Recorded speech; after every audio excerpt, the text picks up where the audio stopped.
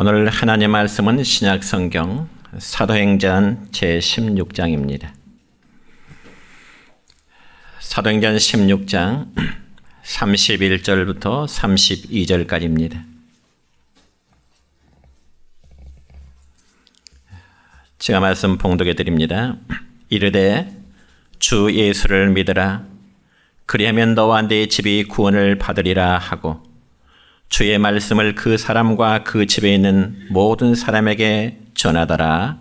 아멘. 사랑과 축복의 메시지 나눕니다. 사랑과 축복합니다. 사랑과 축복합니다. 감사합니다. 오늘은 신약성경 사도행전 16장 31절부터 32절에 있는 말씀을 중심해서 왜 예수님을 믿어야 할까라는 제목으로 말씀을 선포하고자 합니다. 여러분, 외국 신문에 정말 믿기 어려운 광고가 하나 실린 적이 있습니다. 그 광고란 다름이 아니고 몇 천만 원이 넘는 그 자동차를 단 1달러에 판다는 광고였습니다. 그저 많은 사람들은 그 광고를 보고 터무니없는 거짓 광고라 해서 아예 관심을 두지도 않았습니다. 또 그런가 하면 어떤 사람들은 그래도 반신반의하면서 광고에 나온 주소로 찾아갔습니다. 그리고 묻기를 혹시 어딘가 고장난 차는 아닌가요? 그렇게 차 쪽에 묻자 차주는 말하기를 아니요, 전혀 이상이 없습니다. 그저 혹시 도난 차량이 아닌가 싶어 서류 초회를 해봐도 전혀 문제가 없는 차량이었습니다. 그러자 구매자는 그 차를 사기로 결정을 했습니다. 그러면서도 도무지 비싼 차를 단돈 1달러에 판다는 것에 이해하기가 힘들어서 차를 파는 차주 여인에게 물었습니다. 아니, 도대체 왜 이렇게 좋은 차를 1달러에 팔려고 하십니까? 이렇게 물을 때 차주 여인은 대답하기를 사실 이 차는 제 차가 아니라 제 남편의 차입니다. 그런데요. 그러면서 그 여인의 남편은 병들어서 이제 죽음의 시간만을 기다리고 있는 시한부 인생이라는 것입니다. 그런데 그 남편이 죽음을 앞두고 유서를 써놨는데 내 명으로 된 차를 팔아 전액을 나의 애인에게 넘겨주라고 하는 그런 유서를 아내가 보게 된 것입니다. 그자 여인은 남편이 자기 몰래 아내를 두었다는 데 있어서도 너무나 화가 났고요. 더군다나 유서의 애인을 위해서 재산을 넘긴다고 하는 것이 너무나 괘씸해서 1달러에 팔아버리겠다고 하는 그런 결단을 하게 된 것입니다. 아무튼 1달러로 이제 좋은 차를 구입한 사람은 가벼운 마음으로 차를 몰고 자기 집으로 돌아왔습니다. 그러자 친구와 주변 사람들이 자신들도 일주일 전에 그 광고를 봤지만은 누군가의 장난인 줄 알았다고 아예 관심을 두지 않았노라고 하는 그런 이야기들을 하는 것입니다. 여러분, 수많은 사람들이 1달러짜리 차량 광고를 봤지만은 그 행운을 잡은 사람은 단 한 사람뿐이었습니다. 그와 마찬가지로 오늘 저와 여러분이 모두가 예수를 믿음으로 구원함을 판다는 것은 어쩌면 굉장히 황당한 소리로 들릴는지도 모릅니다. 그래서 수많은 사람들이 예수를 믿음으로 구원함을 얻는다고는 이 말씀을 듣고도 선뜻 믿으려고 하지를 않습니다. 그 결과 하나님이 마련하신 구원의 축복을 누리지 못한 사람들이 우리 주변에는 너무나 많다는 사실입니다. 그렇지만 여러분 하나님은 우리 인생들을 너무나 사랑하셔서 당신의 아들 예수 그리스도를 십자가에 희생시키시면서까지 죄인된 우리를 위하여 구원의 문을 열어 놓으셨습니다. 그리고 주의 종들을 통해서 이 사실을 수없이 증거하도록 하고 주님의 초청에 부르심을 받도록 전도자들을 통해서 혹은 주의 종들을 통해서 하나님은 일하고 계시는 것입니다. 그럼에도 많은 사람들은 예수님을 믿는 자의 권면에 귀가 가려합니다. 그래서 신약성경 디모데후서 3장 4장 3절의 말씀을 보면은 말세에 나타날 징조 중에 하나는 생명의 복음을 전해도 모든 사람들이 귀를 닫고 귀를 가려워한다는 사실입니다. 한번 읽겠습니다. 때가 이르리니 사람이 바른 교훈을 받지 아니하며 귀가 가려워서 자기의 사역을 따를 스승을 많이 두고 아멘. 그러니까 바른 교훈, 즉 전도를 해도 많은 사람들이 관심을 두지 않을 뿐만 아니라 아예 듣기조차도 귀찮아한다는 것입니다. 여러분, 실제로 전도 현장에 보면 그런 경우는 너무나 허다합니다. 그러면 오늘 저와 여러분은 예수님을 믿음으로 그리고 값없이 구원의 누림을 여러분 감사할 수 있기를 축원합니다. 그렇다면 더 구체적으로 왜 우리가 이 세상 살 때 예수님을 믿어야 할까요? 과연 예수 믿는 목적이 무엇일까요? 첫째는 사람의 의나 선행이나 공로로는 절대로 구원함을 받을 수 없기 때문에 우리는 예수님을 믿어야 하는 것입니다. 여러분, 세상에는 도덕과 윤리 면에서 다른 사람과 비교해서 뛰어나고 바르게 사는 사람들이 어쩌면 우리 주변에 많이 있을 수 있습니다. 그래서 그런 분들은 준법 정신도 강하고요. 그리고 주변 사람들에게 선한 일도 많이 하고요. 뿐만 아니라 주변 사람들에게 정말 친절하게 대하고 어려운 사람들도 많이 도와주는 그런 분들도 있습니다. 그런데 그런 분들은 자신이 죄인이라는 생각을 전혀 생각하지를 않는다는 점입니다. 그리고 오히려 자신은 선하게 살았기 때문에 비록 자신이 세상을 떠나서라도 사후에 좋은 곳으로 갈 수 있으리라고 하는 그런 마음을 갖고 있게 되는 것입니다. 그래서 많은 사람들은 자기의 의로운 선행이나 혹은 자기가 세운 어떤 공로의 대가로 천국에 갈 수 있을 것이라 그렇게 생각을 하고 있다는 것입니다. 그러면 과연 그게 가능할까요? 정답은 그렇지 않다는 것입니다. 그러한 생각은 사람들이 임의로 만들어 놓은 어쩌면 인간의 구원의 방법이라고도 말할 수 있을 것입니다.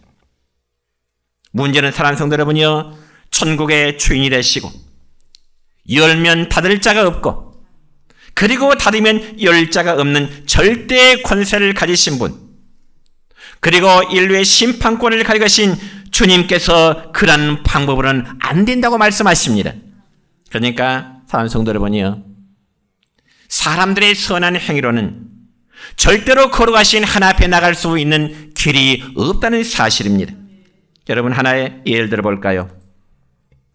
예수님 당시에는 자신의 의와 선행을 드러내면서 기득권을 가지고 살아가는 당시의 종교인들이 있었는데 그들이 누구인가니 소위 바리새인들이었습니다. 그럼에도 예수님은 당시의 최고의 기득권을 가지고 자기들 스스로는 의롭다고 주장했던 바리새인들은 결코 하나님 나라에 들어갈 수 없음을 말씀하고 계십니다. 그러면서 스스로 건강하다고 자신하는 사람들에게 의원이 필요 없다는 말씀을 비유적으로 말씀을 하시기도 했습니다. 그러므로 그렇게 생각하는 사람에게는 우리 죄를 대신 지고 십자가를 지신 예수님이 자신들에게는 결코 필요 없다고 생각합니다.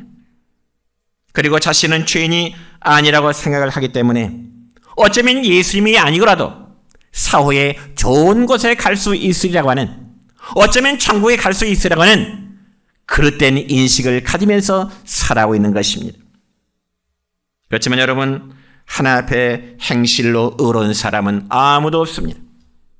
그래서 우리가 너무나 잘 아는 말씀처럼 로마서 3장 10절의 말씀 보면 이런 말씀이 있습니다. 시작. 기록된 바 의인은 없나니 하나도 없으며, 로마서 3장 23절입니다. 시작. 모든 사람이 죄를 범했음에 하나님의 영광에 이르지 못하더니. 아멘. 그렇습니다. 모든 사람은 다 죄인이요, 의로운 사람은 하나도 없다고 말씀하십니다. 그래서 요한일서 1장 8절의 말씀 보면 또 이런 말씀이 있습니다. 시작. 만일 우리가 죄가 없다고 말하면 스스로 속이고 또 진리가 우리 속에 있지 아니할 것이요. 아멘. 말씀 도웁니다. 요한일서 1장 10절의 말씀입니다. 시작. 만일 우리가 범죄하지 아니하였다면 하나님을 거짓말하는 이로 만드는 것이니 또한 그의 말씀이 우리 속에 있지 아니하니라. 아멘. 그래서 주님은 이 세상에 오셔서 하신 말씀이 내가 의인을 부르는 것이 아니라 죄인을 불러 회개시키러 왔느라고 주님은 이 세상에 오신 목적에 대해서 말씀하십니다. 왜냐하면 의인은 자기의 의로는 스스로 구원을 받을 수 있다고 믿기 때문에 예수님이 필요 없다고 생각하게 되죠. 그러나 여러분 자신이 죄인으로 인정하는 사람만이 나의 죄를 대신해서 형벌을 받으신 예수님이 정말로 필요함을 느끼게 되는 것입니다. 그게 바로 정상적인 그리스도의 사람인 것입니다. 그래서 여러분, 프랑스의 사상가인 파스칼이라는 사람은 이런 의미 있는 말을 남겼습니다. 사람은 모두 다 죄인으로서 이 땅에는 오직 두 종류의 인간만이 존재한다. 하나는 자신이 죄인이면서도 죄인인 줄 전혀 모르고 살아가는 죄인이고, 또 하나는 자신이 죄인임을 인정하는 죄인이다.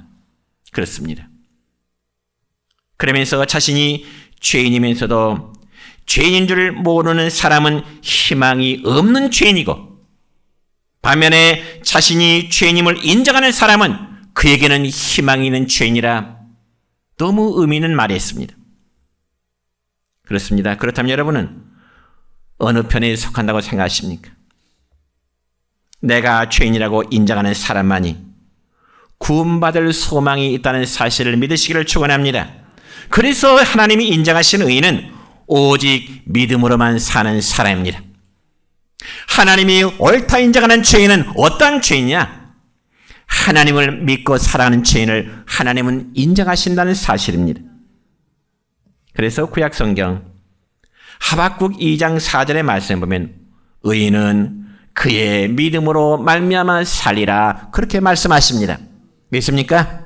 의인은 오직 믿음으로만 사는 것입니다. 뿐만 아니라 갈라디아서 3장 11절을 보니까 또 이런 말씀이 있습니다. 시작. 하나님 앞에서 아무도 율법으로 말미암아 의롭게 되지 못할 것이 분명하니 이는 의인은 믿음으로 말미암아 살리라 하였습니다. 아멘. 그렇습니다.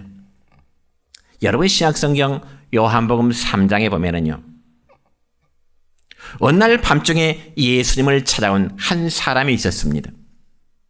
그 사람의 이름은 니고데모라는 사람이었습니다. 그리고 니고데모라는 사람은 유대인의 지도자라 그렇게 말씀합니다. 그래서 니고데모는 자기 나름대로 율법을 잘 지키고 나름대로 바르게 살려고 많은 노력을 했던 사람이고요. 또 많은 사람들로부터 존경을 받았던 한마디로 랍비, 율법 선생이었습니다. 그런데 그가 한밤중에 다른 사람들 모르게요, 예수님을 찾아온 것입니다. 왜 그랬을까요?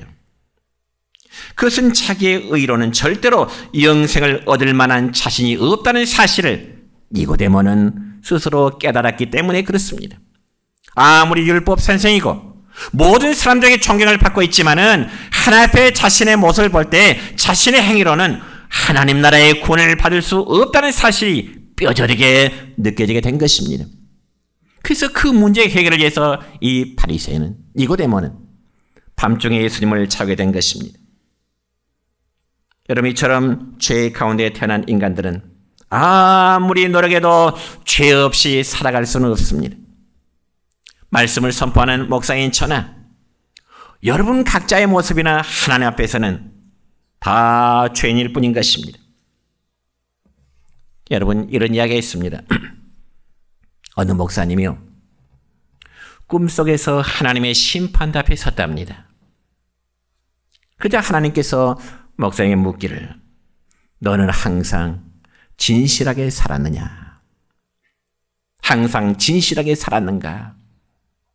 하나님의 심판대 앞에 선 그 목사님에게 하나님이 이렇게 물으시는 거예요. 그러자 목사님은 하나님 앞에 답변하기를 아니요. 저는 그렇게 살지를 못했습니다. 그리고 하나님이 또 두 번째 물으시기를 그러면 너는 항상 깨끗하게 생활했느냐? 그러자 목사님이 이번에도 또 답변하기를 아니요 하나님 저는 그렇게 깨끗하게 살지를 못했어요. 그래서 하나님께서 너 진실했느냐? 너 깨끗하게 살았느냐? 이 두 가지 질문 속에 이 목사님은 그렇다고 답변할 자신이 도무지 없어서 그렇게 살지 못했습니다. 머리를 숙이고 하나 앞에 어쩔 줄 몰라고 했는데 갑자기 환한 빛이 자기에게 비치더라는 것이죠. 그래서 숙였던 고개를 들고 보니 예수님께서 자기의 곁으로 다가오시면서 하나님을 우러러보시면서 이렇게 말씀하시는 겁니다. 아버지 하나님, 이 사람이 언제나 깨끗하고 진실하게 살지 못한 것을 저도 압니다. 그러나 이 목사는 저 세상에 있을 때 항상 내 편을 들어 살아왔고 또 믿음으로 살아왔습니다. 그러므로 저는 이 목사를 위해서 하나님 아버지 앞에 변호하겠습니다. 이렇게 주님께서 하나님 앞에 자신의 죄인된 모습을 변호하신다고 할 때 하나님의 심판대 앞에서 하나님이 오케이 통과시켜 주더라는 그런 꿈을 꾸었다는 거죠. 그래서 목사님은 꿈을 깬 후에 예수님께 감사를 드렸다는 겁니다. 사랑하는 성도 여러분이요, 죄인이 의인이라는 것은 예수님을 믿음으로 죄 사함을 받아야 가능하고요, 구원도 예수님을 믿음으로 이루어지는 것임을 여러분 믿으시기를 주 이름으로 축원합니다.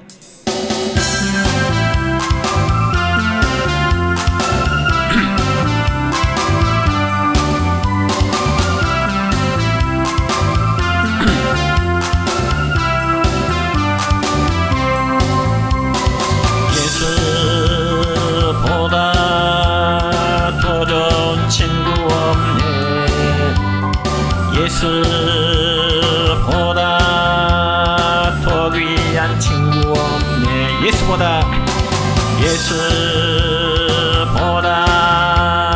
더 좋은 친구 없네. 예수보다 더 귀한 친구 없네. 괴로울 때 다가와서 마음의 평화 주는 신실하신 나의 참 친구. 외로울 때 찾아와서 친구가 되어주는 사랑 많은 나의 참 친구.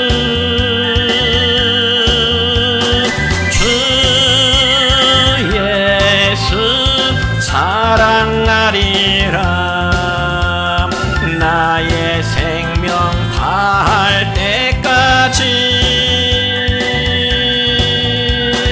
주 예수 사랑하리라 나의 생명 다할 때까지.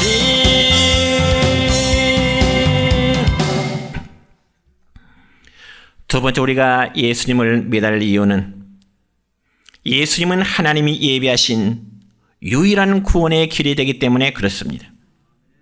여러분, 사람이라면 어느 누구나 죄 용서함을 받지 않고서는 결코 하나님 나라 천국에 이를 수가 없습니다. 즉 하나님 나라에 들어가려면 반드시 죄의 문제를 해결해야만 된다는 거죠. 왜냐하면 죄에 있는 상태로는 거룩하고 영화로운 하나님 나라에 들어갈 수 없기 때문에 그렇습니다. 그래서 반드시 자신의 죄를 깨닫고 회개하는 자만이 하나님의 나라에 합당한 자가 되는 것입니다. 그러므로 주님은 마태복음 5장에서 팔복이라는 말씀하시면서 애통하는 자가 복이 있나니 천국이 저희 것임이라 말씀하십니다. 애통하는 자가 하나님의 나라를 얻을 수 있다는 거죠. 그러면 과연 무엇에 대한 애통을 하라는 말일까요? 그건 당연히 죄에 대한 애통함을 말합니다. 여러분, 애통이라는 단어의 뜻은 몹시 슬퍼하고 가슴 아파한다고는 그런 의미입니다. 바로 죄에 대한 마음의 아픔을 의미하죠. 여러분이 우리가 지은 죄에 대한 아픔이 있어야 그 인격이 신앙적인 인격인 겁니다. 죄를 지어도 죄에 대한 아픔을 느끼지 못한다면 양심이 마비된 거예요. 신앙인 인격이 아니에요.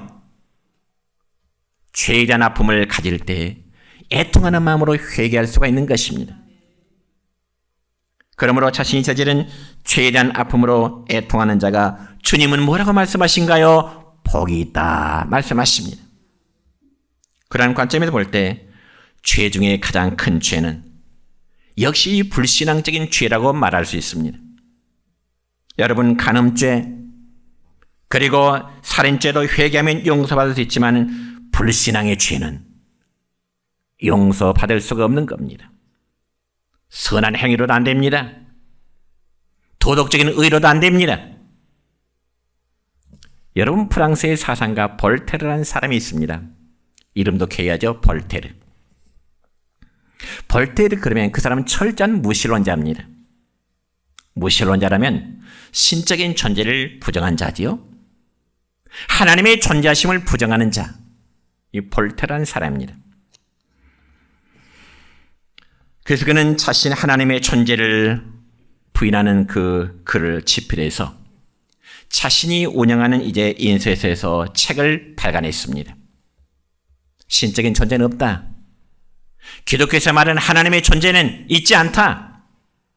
그러면서 그는 말하기를 앞으로 100년 후에는 지구상에서 하나님의 존재를 믿는 미신가들이 완전히 사라질 것이다.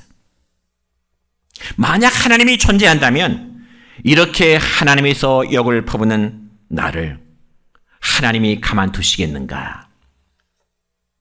그러자 프랑스 국민들은 그 볼테르의 글과 연설에 대해서 많은 갈채를 보냈습니다.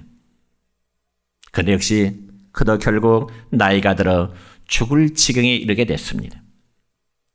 그러자 그는 자신의 죽음이 점점 다가옴을 느끼게 될 때 죽음에 대한 공포를 느끼게 되는 거죠.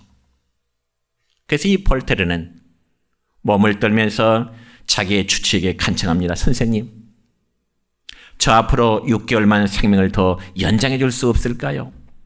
6개월만. 그러면서 마지막 죽음에 이르게 되자 그는 이런 말을 남깁니다. 이제 나는 지옥불에 들어가는구나. 마지막 볼테르가 남기는 말은 나 이제 지옥불에 들어가는구나. 그 한마디의 말을 남기고 세상을 떠나게 됩니다. 그럼 여러분, 이 볼테르가 말한 대로 이 세상에는 하나님 믿는 사람이 다 사라졌나요? 그의 말대로 아니요. 지금으로부터 이 볼테르가 세상을 떠난 지 245년이 되었지만은 전 세계 기독교는 수십억에 이르고 있는 현실입니다. 그리고 볼테르가 운영하던 인쇄소는 지금 성경을 찍어내는 그런 이제 장소로 사용되고 있습니다. 그러므로 세상에서 가장 무서운 죄는요, 하나님의 존재하심을 부인하는 것이요, 예수님을 믿지 않으려 하는 사실을 여러분 꼭 믿으시길 바랍니다. 여러분 그렇게 생각하신가요? 우리 흔히 죄라고 하면 행실이 바르지 못한 행동만을 말하지만은 하나님 앞에서의 죄라고 하는 것은 하나님을 아버지로 믿지 않는 것이요, 예수님이 나의 구원자라는 사실을 믿지 아니하는 것, 불신의 죄, 이거의 하나편 실로 큰 죄가 되는 겁니다. 그래서 하나님은 아들 되신 예수님을 이 세상에 보내사 그를 통하여 우리는 죄악의 담을 헐고 하나님과 화목할 수 있는 그 길을 열어주신 것입니다. 여러분, 요한복음 1장 1절부터 3절까지의 말씀 볼까요? 이렇습니다. 시작. 태초에 말씀이 계시니라. 이 말씀이 하나님과 함께 계셨으니 이 말씀은 곧 하나님이시니라. 그가 태초에 하나님과 함께 계셨고 만물이 그로 말미암아 지음받았으니 지은 것이 하나도 그가 없이는 된 것이 없느니라. 사도 요한은 예수님에 대해서 이렇게 증언합니다. 그러니까 사도 요한은 예수님을 증언할 때 예수님은 만물을 창조하신 성자 하나님이라고 증언합니다. 다시 말하면 하나님이 사람의 몸을 입고 오신 분이 바로 예수님이란 분이요. 그래서 예수님은 처녀인 마리아의 몸을 빌려서 인간의 몸을 입으시고 말씀으로 계신 그분이, 말씀으로 존재하신 그분이 사람의 몸을 갖추시고 우리 가운데 오신 분이십니다. 그래서 우리와 같이 예수님도 먹지 않으면 예수님도 시장하셨고요. 예수님도 일하시면 예수님도 피곤해 하셨고요. 희노애락을 아셨던 예수님이십니다. 그렇지만 인간이 되신 예수님은 우리와 다른 점이 있습니다. 그분은 죄가 없으신 유일하신 분이십니다. 믿으시기 바랍니다. 예수님은 똑같이 인간의 모습이지만은 우리와는 다른 점은 예수님, 그분은 죄가 없으신 분이십니다. 이에 대해서 신약성경 히브리서 4장 15절의 말씀 보면 이렇게 기록됩니다. 시작. 우리에게 있는 대제사장은 우리의 연약함을 동정하지 못하실 리가 아니요 모든 일에 우리와 똑같이 시험을 받으시노되 죄는 없으시니라. 아멘. 그러니까 예수님 안에는 참 하나님의 성품과 참 인간의 성품이 함께 공존한다는 것입니다. 그래서 예수님이 세상 죄를 지고 십자가에 달리시어 화목제물이 되어 못 박혀 죽으시게 된 것입니다. 그러므로 베드로전서 3장 18절의 말씀 보면은 이 베드로 사도는 예수님의 이 사역에 대해서 이렇게 증언합니다. 시작. 그리스도께서도 단번에 죄를 위하여 죽으사 의인으로서 불의한 자를 대신하셨으니 이는 우리를 하나님 앞으로 인도하려 하심이라. 아멘. 예수님이 십자가에 단번에 죽으심은 우리를 하나님 앞으로 인도하시기 위함이라 말씀하십니다. 예수님 안 믿어야 되겠어요? 믿어야 됩니다. 여러분, 예수님이 십자가에서의 죽으심은 불의한 죄인의 죄값을 대신 치르신 사랑으로 희생한 사건입니다. 그 결과 우리는 어때요? 예수님의 십자가 사랑 안에서 하나님과 내가 화목이 되어지고요. 이웃과 내가 진정으로 화목이 될 수 있음을 믿으시기를 바랍니다. 그런데 우리는 여기서 중요한 사실을 꼭 한 가지 알아야 할 것이 있습니다. 그게 무엇인가니? 여러분, 하나님이 창세전에 택하신 사람과 창세전에 택함을 받지 못한 사람의 차이점이 있는데 하나님의 택함을 받은 자는 반드시 예수님을 믿고 죽게 된다는 사실입니다. 그래서 사도행전 13장 48절의 말씀 보면 이런 말씀이 있어요. 시작. 영생을 주시기로 작정된 자는 다 믿더라. 영생을 주시기로 작정된 자는 다 믿더라. 하나님의 선택함을 받은 자는 지금 우리 주변에 아직 교회에 나오지 않는 자를 알지라도 언젠가는 그들이 마음속에 예수님 영접하고 구원함에 이르게 된다는 사실입니다. 그래서 전도가 필요한 겁니다. 그러니까 천국에서 영생 복락을 누릴 사람들, 다시 말해서 하나님의 택함을 받은 사람들은 죽기 전에 반드시 예수님을 믿게 되는 거예요. 여러분, 신약성경 누가복음 23장에 보면은요, 예수님께서 십자가에 달리셨을 때 좌우편의 두 강도들도 함께 십자가에 달렸습니다. 그런데 한편 강도는 예수님과 똑같이 십자가에 달렸을 때 예수 앞에 자신의 죄를 고백하면서 예수여, 당신의 나라에 임하실 때 나를 좀 생각해 주세요. 기억해 주세요. 자신의 영혼을 예수님께 부탁합니다. 그때 예수님께서 자신의 죄를 고백하면서 내 영혼을 당신에게 부탁합니다 할 때 예수님은 그 강도에게 어떤 말씀을 주실까요? 누가복음 23장 43절의 말씀 보면 이렇습니다. 시작. 오늘 네가 나와 함께 낙원에 있으리라. 오늘 네가 나와 함께 낙원에, 오늘 네 영혼이 나와 함께 하나님 나라에 들어가게 될 것이다. 그 말씀입니다. 그러면 한편 강도가 죽음 직전에 예수님께 자기의 영혼을 부탁했다는 것은 무엇을 의미할까요? 그도 역시 하나님의 선택함을 받았다는 증거임을 여러분 믿으시길 바랍니다. 그래서 영생을 주시기로 작정된 자는 다 믿더라. 이 말씀은 진리 중에 진리입니다. 여러분, 우리가 믿는 하나님은 분명 은혜가 풍성하신 하나님이십니다. 그래서 이 세상 사람 누구에게나 주시는 은혜는 일반 은혜로서, 모든 인간들이 똑같이 푸신 은혜는 일반 은혜로서 비를 주시고요, 햇빛을 주시고요, 공기와 바람을 주십니다. 그리고 사람이 열심히 노력한 대로 소득을 얻게 해주시는 은혜는 누구나 받는 보통의 은혜입니다. 혹은 일반 은총이라고도 말합니다. 그러나 아무에게나 주시지 아니하고 오직 하나님께서만 택한 사람들에게 주시는 특별 은혜가 있습니다. 그것은 바로 예수님을 믿도록 하는 은혜임을 믿으시기 바랍니다. 그래서 우리가 아무리 전도를 해도 누구나 다 예수를 믿게 되는 것이 아님은 바로 이런 이유 때문에 그렇습니다. 그러므로 하나님이 창세전에 택하신 백성은 반드시 죄에 대한 회개와 함께 돌아와 예수님을 믿음으로 고백하게 되는 것입니다. 또 우리가 회개하고 싶다고 해서 회개가 쉽게 되는 것 아니고요, 아무나 회개하고 아무나 교회에 나오는 것이 아니죠. 이 모든 것이 하나님의 특별한 은혜로 되어지는 것입니다. 오늘 이 자리에 있는 여러분들은 모두 이런 하나님의 특별한 은혜를 받고 구원함에 이르는 자됨을 여러분 믿음으로 고백하시기를 축원합니다. 마지막 세 번째로 누구든지 예수님 믿고 영접한 자는 구원을 받기 때문에 우리가 예수님을 믿어야 되는 겁니다. 자, 오늘 본문 31절의 말씀입니다. 시작. 주 예수를 믿으라. 그리하면 너와 네 집이 구원을 받으리라. 아멘.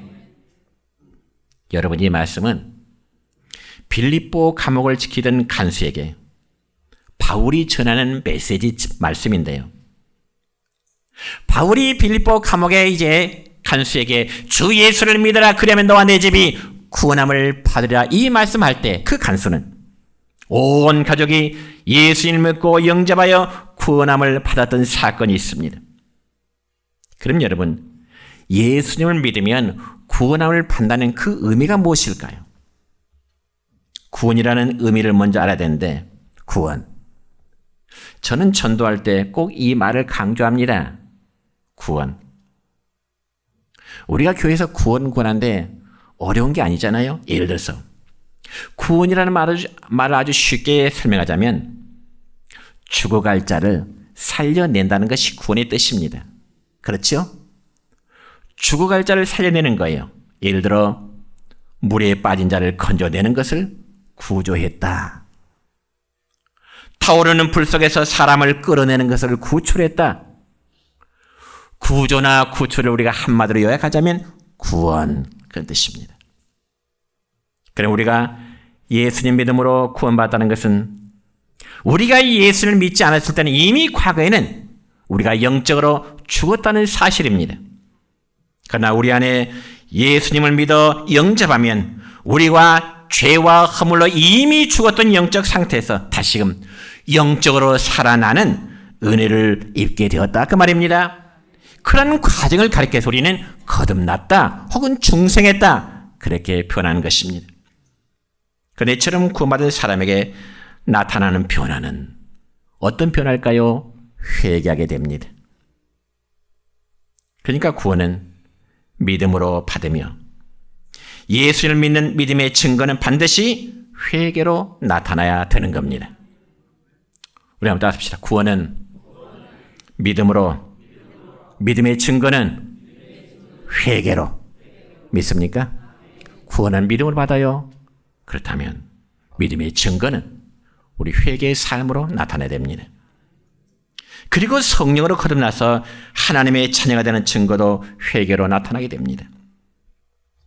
그래서 어떤 성도는 예배 시간 중이나 때로는 성갈의 찬양을 통해서 눈물을 흘리면서 회개하는 경우도 있습니다. 어떤 사람은 강단에 선포되는 설교를 들으면서 눈물을 흘리기도 합니다. 여러분, 이런 특별한 감동과 눈물은 성령님의 은혜로 이루어지고요, 그 사람 안에 믿음이 있다는 증거인 것입니다.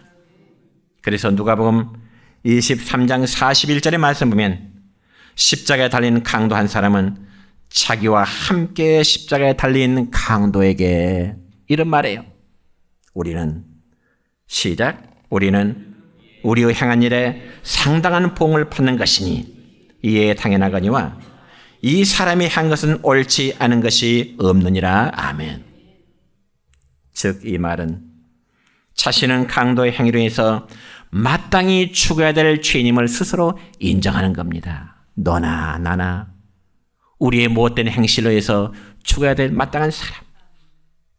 그리고 그 죄 때문에 십자가에 못 박힌 것이 너무나 당연하다는 것이죠.